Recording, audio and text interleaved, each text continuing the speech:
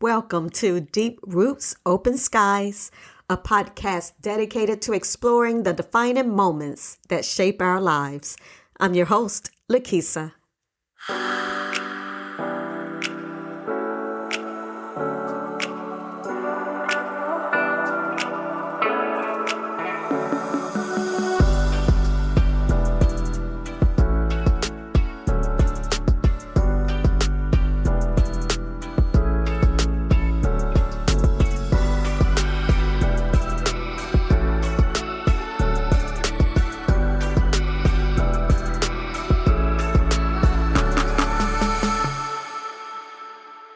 Welcome to Deep Roots, Open Skies. We're digging deep into the rich soil of parenting and unearth the jewels of wisdom that will help our little ones rise above. I'm your host, Lakisa, and today we're diving into a topic that's as crucial as it's complicated, training our young people to navigate this wild world without losing themselves in the process. Now try to picture this. You've got a sweet, kind-hearted kid. Let's call him Timmy. Timmy is the kid who shares his lunch with the class hamster. But we all know that the world isn't just filled with fluffy hamsters. It can be a ruthless jungle out there. So how do we teach our little Timmy to be kind but also savvy without turning him into a hardened villain? First things first, let's talk about kindness. Kindness is like that magical elixir that can heal the world. But there's a catch. If Timmy is always nice, he might just end up being the one who gets his lunch stolen, literally and metaphorically. So how do we instill that balance of kindness and self-preservation? Here's where it gets real. We need to teach them the difference between being nice and being a pushover. It's like teaching them to be a superhero, but not the kind that waits for the bus while villains take over the world. Let me share a little story. I once knew a kid back in my teaching days who was so nice that he let his friends play with his new video game. Great, right? Until they broke it and didn't even say sorry. So here's the deal. Teaching our kids to set boundaries is just as important as teaching them to share. How do we do that? Well, you see, research shows that kids who learn to establish boundaries tend to have better mental health as adults. One effective strategy is to encourage them to practice assertiveness. Role-playing scenarios can be a fun way to do this. You can act out situations where they might need to say no or express a differing opinion. This not only builds confidence, but also helps them understand that their feelings and thoughts are valid and important. This way, they practice standing up for themselves in a safe space. And don't forget to celebrate the small wins. We've always discussed that in our episodes. When Timmy says no to a friend borrowing his favorite toy, that's a victory dance moment. Now let's shift gears and talk about mental health. Back in my day, we were told to toughen up and keep our emotions bottled up like soda cans before a picnic. But guess what? That approach is so outdated. Today's kids face pressures we couldn't even imagine. Social media, climate change, you name it. It's like they're living in a reality show where the stakes are real. According to recent studies, 1 in 5 kids experience mental health issues. So how do we help them express themselves? You see, it starts at home. We need to create an environment where they feel safe to share their feelings, have open conversations. Ask them how their day went. But don't just settle for fine. Dig deeper. What was the best part of your day? The worst? Make it a habit to check in. And if they hesitate, share your own feelings too. I felt overwhelmed at work today. It happens. Here's a little nugget of wisdom. Remember, it's not just about what is taught in schools. It begins at home. Schools can offer resources, but we are the primary educators on emotional intelligence.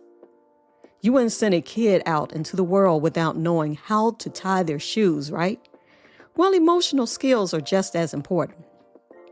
And speaking of emotional skills, let's talk about signs of distress. Kids might not come running to you with a neon sign saying, "I'm stressed." Instead, look for changes, sudden mood swings, withdrawal from activities, or even changes in eating habits. So what can you do? Create a feelings chart at home. This can be a fun activity where kids can point to or draw how they feel instead of trying to explain it. Trust me, it's like having a weather report for emotions, sunny days, stormy nights, and you name it.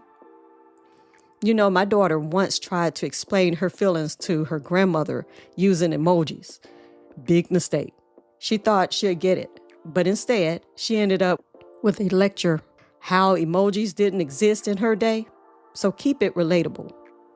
Now, let's talk about resources. There are fantastic tools out there, like apps focused on mental wellness for kids.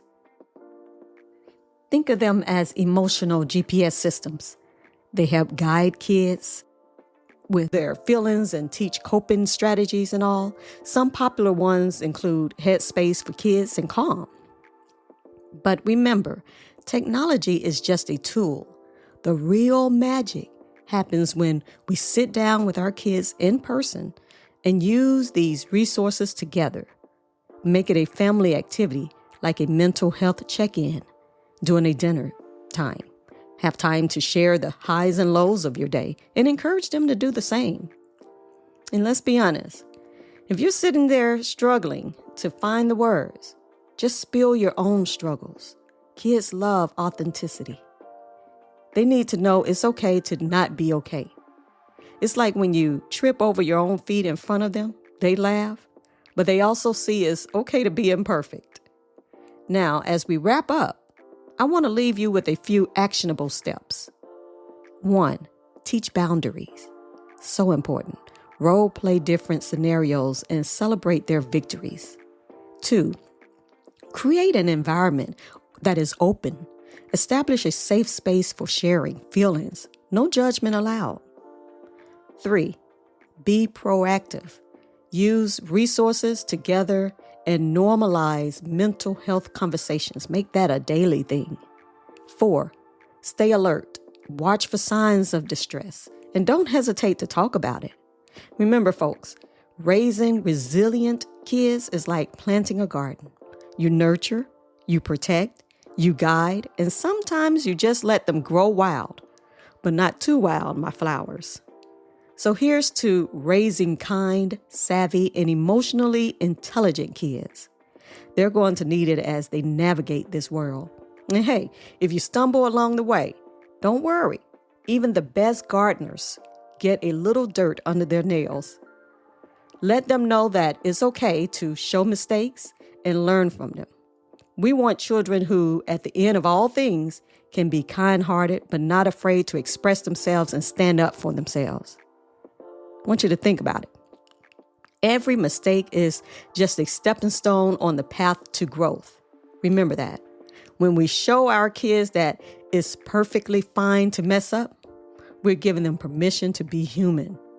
This creates a safe space where they can embrace imperfection and learn resilience along the way. I remember a time when I had to present at a faculty meeting. I thought I was prepared, but let's just say my PowerPoint slides looked like they had been thrown together in a rush.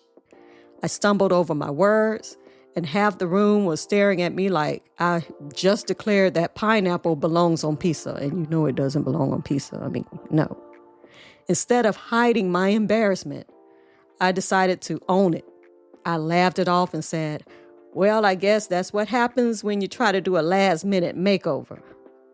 The room erupted in laughter, and it lightened the mood.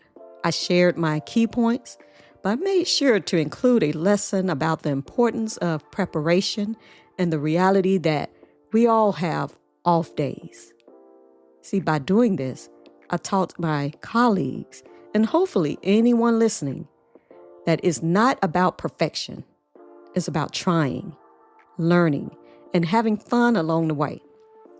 And isn't that what we want our kids to have? To be brave enough to try new things, even if they don't always turn out perfectly. Encourage them to voice their opinions, even if they're different from the crowd. Remind them that every great innovator or leader faced criticism and mistakes along their journey. If they have a unique idea, it's worth sharing. So let's empower our kids to speak up when something doesn't feel right. Teach them the value of standing up for themselves and their beliefs, whether it's in the schoolyard or online. And let's not forget about the power of empathy.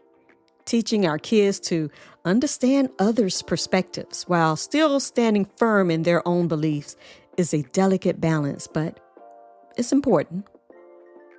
As we close this episode, remember that raising resilient children is about equipping them with the tools they need to thrive in a world that can be both beautiful and challenging.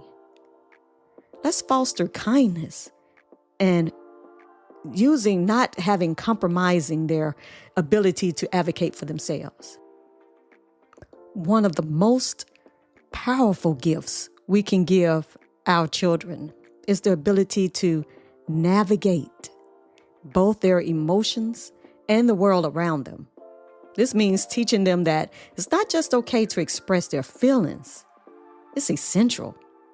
Encourage them to articulate their thoughts and emotions clearly, whether it's joy, frustration, or confusion.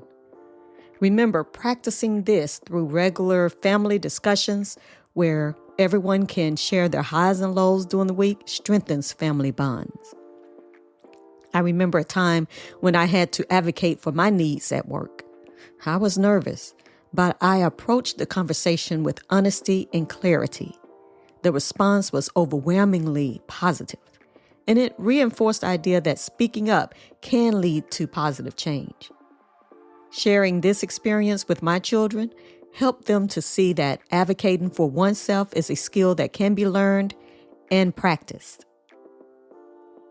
As they grow, encourage them to seek out opportunities to express their thoughts, whether it's through writing, art, or public speaking. The more they practice, the more confident they become. See, our goal is to raise children who are not only kind, but also confident in their ability to express themselves. Let's give them the tools to navigate the world with empathy and assertiveness. Together, we can cultivate a generation that thrives on connection, understanding, and the courage to speak up. I want to thank you for tuning in to this episode of Deep Roots, Open Skies. If you found this helpful, please share it with your fellow parents and don't forget to subscribe. Let's keep this conversation going. After all, we're all in this together. Until next time, nurture their roots and let their spirits soar. Thank you for joining me on this episode of Deep Roots, Open Skies. Until next time, embrace your journey and keep exploring the possibilities.